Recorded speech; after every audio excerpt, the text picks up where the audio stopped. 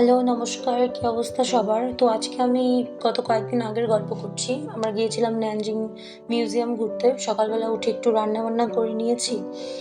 তারপর মন খুশি হয়ে গেছে কারণ নাতালিয়া কলম্বিয়ার ফ্রেন্ড ওকে চকলেট দিয়েছে, সেখান থেকে সে আবার আমাকে ভাগ দিয়েছে। তো তারপর আমি, আমার রুমমেট নাতালিয়া আর আমাদের এক চাইনিজ বন্ধু আমরা ৩ জন মিলে ঘুরতে চলে গিয়েছিলাম ন্যানজিং মিউজিয়ামে। এই তো মেট্রো করে যাচ্ছিলাম। এখানে একটু ফটো নেওয়া হচ্ছিল। অনেক মজা করেছি সবাই যেতে, যেতে। তো তারপর গিয়ে পৌঁছালাম ন্যানজিং মিউজিয়ামে। ধারণার থেকেও অনেক বেশি বড় মিউজিয়াম। অনেকটা ঘুরেছি কিন্তু পুরোটা শেষ করতে পারিনি ওই টাইমের মধ্যে দেখে। আমরা আসলে গিয়ে পৌঁছিয়েছি বিকালবেলায়, ৫টায় বন্ধ হয়ে যায়। আমরা যে ৩টারও পরে পৌঁছেছি। তো ২ ঘন্টায় আর কতটাই দেখা যায়। শেষ মুহূর্তে আমাদের রীতিমতো খেদায় তাড়ায় দিছে, কিন্তু আমরা আসলে বের হইতে চাচ্ছিলাম না।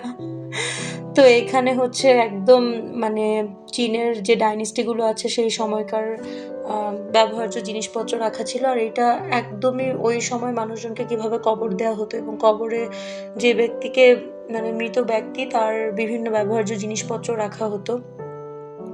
তো সেই সব কিছু আছে। আর এই তো একটা চাইনিজ পুতুল নৃত্যরত অবস্থায়, আর সেই দেখে আমার আর আমার বান্ধবীর নাচার মন উঠে গেছে, আমরাও নেচেছি। এইটা হচ্ছে একটা মন্দিরের দরজা সেই সময়কার। আর অনেক লোক ছিল আসলে। আমাদের দেশের মিউজিয়ামগুলো থেকে অনেক বেশি লোকজন সবসময় থাকে এই মিউজিয়ামগুলোতে। ওই দিন কিন্তু কোনো সাপ্তাহিক ছুটি বা কিছু ছিল না। একদমই একটা মানে নরমাল সাধারণ দিন লোকজনের কাজ থাকে এরকম। তারপরেও গিয়ে আমরা এত ভিড় পেয়েছি। এই তো বিভিন্ন প্রাণী এইভাবে সংরক্ষণ করা ছিল। খুবই ভালো লাগছিল আমাদের কাছে ঘুরতে, দেখতে। এখন হচ্ছে এই ভিডিওটাতে দেখানো হচ্ছে ওই সময় মানুষজনকে কিভাবে কবর দেওয়া হতো তার একটা মানে নমুনা। এই জেড পাথরগুলো চীনে খুব বিখ্যাত। ওরা ওদের মানে আগের অনেক অলংকারও ব্যবহার করতো। তো সেগুলোকে এইভাবে ৩ স্তরে বুকের উপর রাখা হতো।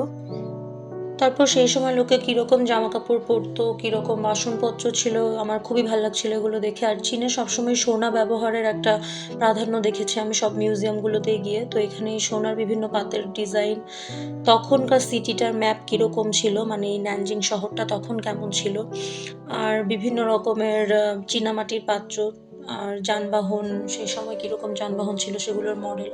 আমার জয়নুল আবেদিনের ছবির কথা মনে পড়ছিল এটা দেখে।